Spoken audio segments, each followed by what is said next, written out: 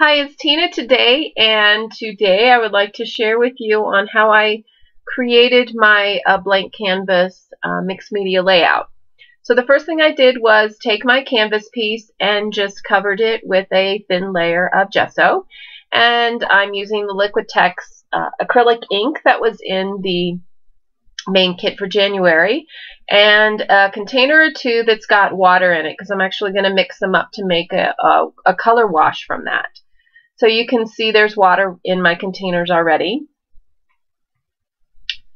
So all I'm going to do is just drop some of that acrylic ink right into those containers, and then I'll just shake it up a little bit, and it's perfect. And those containers are actually really nice because you can keep it and use it for later on. So now what I'm doing is just dropping on the acrylic ink right on top of my canvas, and you can see me spritzing it with water there. So I'm just really blending it into the background, letting it drip kind of wherever it wants. So you can see there's a lot of different color variation, and I really like that look on this, and it's super easy. So there's areas of dark and then there's areas of light. So I'm going to do the same thing with the red acrylic ink on the other end of the canvas. So I'm just dropping on the acrylic ink, and I'm going to go ahead and spritz it with water. And I'm using quite a bit of water, actually. You can see where it's getting pretty wet, but the canvas, that's fine. I didn't want the individual droplets to be seen. I really wanted it to start blending. So you can see in the areas where the red and the blue come together, it starts creating purple. So it was kind of a really fun look to it. So now I'm just really letting the two different colors blend into each other. You saw me moving the canvas back and forth, so the colors actually started blending. Then I went ahead and zapped it with a heat gun to dry completely.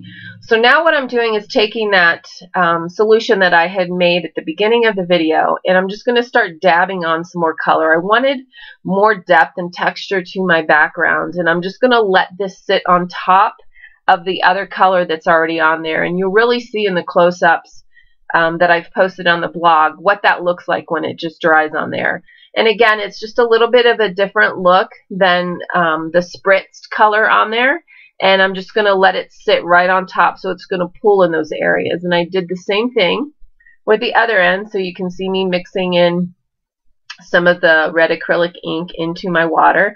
And I'm going to do the same thing right on top of there. And I'm kind of putting it in areas where I want the lines of the color to kind of come together. You can see where I'm dabbing them on there. And again, I'm going to do the same thing with the red that I did with the blue. I'm just going to really let that sit on top of my canvas. So now that my canvas is done, you can see those areas in the close-up where it was sitting on top. So it just created like this water looked effect on top of the canvas. So I'm using this stencil that was included in the limited edition kit and the Crackle medium from Viva that was in the limited edition kit. And I'm going to use the two sun shapes that were on that 12 by 12 canvas. And I'm going to go ahead and apply the Crackle paint, a Crackle medium, on top of the canvas. And you can see me, I'm using both of the shapes, the negative and then the main shape of the sun. And I'm letting some of it go off the edge of my canvas. I don't want full circles all the way on the canvas, but you can see me just adding the shapes right onto the canvas.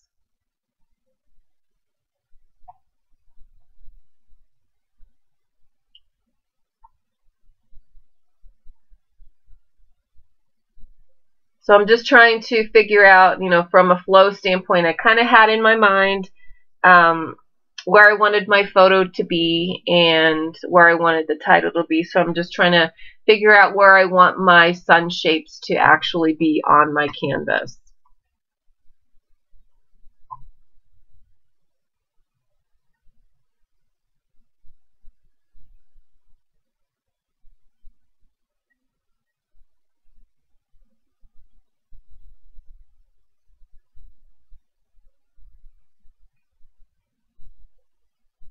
You can see I'm pretty indecisive on where I want this last one to go.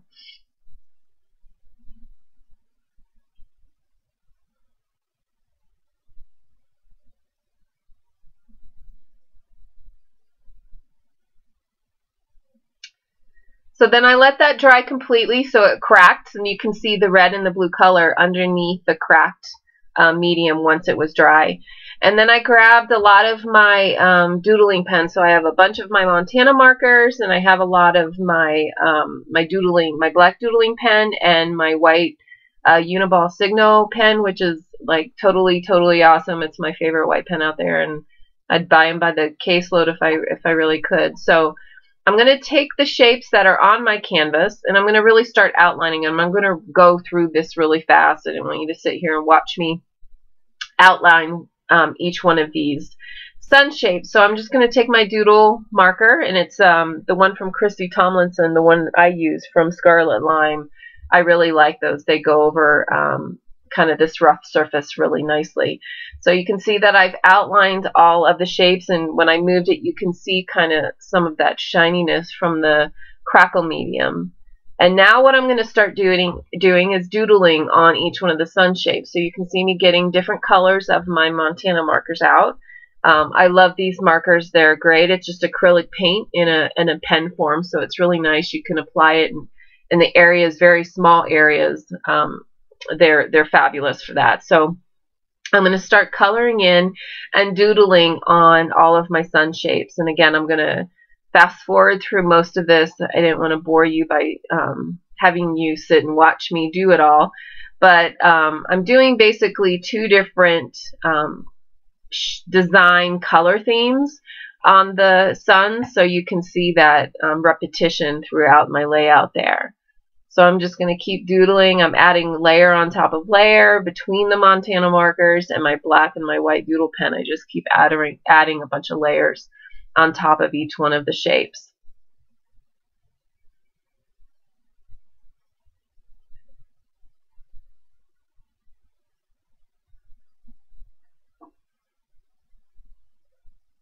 And I'm not being overly picky or specific when I'm doodling over it. When I doodle, actually, it gets kind of messy. But I like that look. You can be very specific and very exact when you doodle, but I kind of like that not specific and exact look. So when I doodle, actually, it goes fairly quick, just because I'm layering on top of each other, and if the lines are different widths or they're not completely straight, that's completely okay with me, and that again is the look that I'm going for here.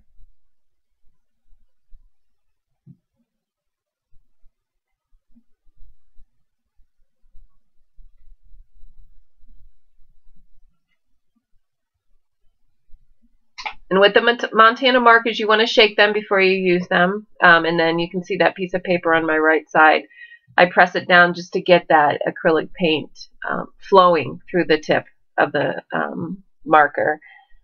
So I just usually shake them before I use each one. So you can see me doodling on the inside of the suns as well. I'm just doing dots. Dots are fabulous. I love dots. They're super easy to do, and they add a lot of texture and interest to your doodles as well.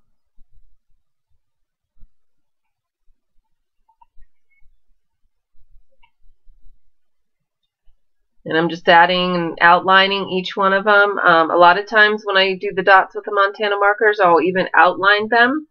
Again, just to kind of add more layers and more interest to what I'm doing. So now I'm just outlining the outside of each one of the star ray or the sun rays. You can see, and then again, it just really defines it a little bit more and just adds more interest to the doodles.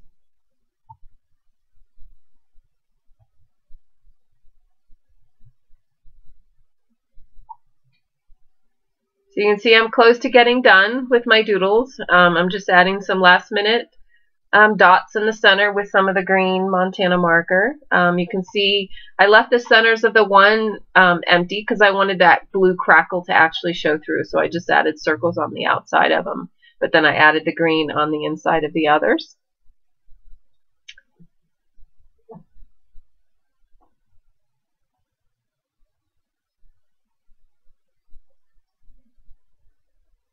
So this is just the finishing touch. You can see it's almost done. It's almost how it looks when I finished it. So now all I did was put my photo on it and my title, and my layout was done. And it was completely from scratch. It was a blank canvas when I started, but I really like the look. You can see here in the close-up what the doodles look like. Thank you for stopping by today, and I hope you enjoyed my video. Thanks.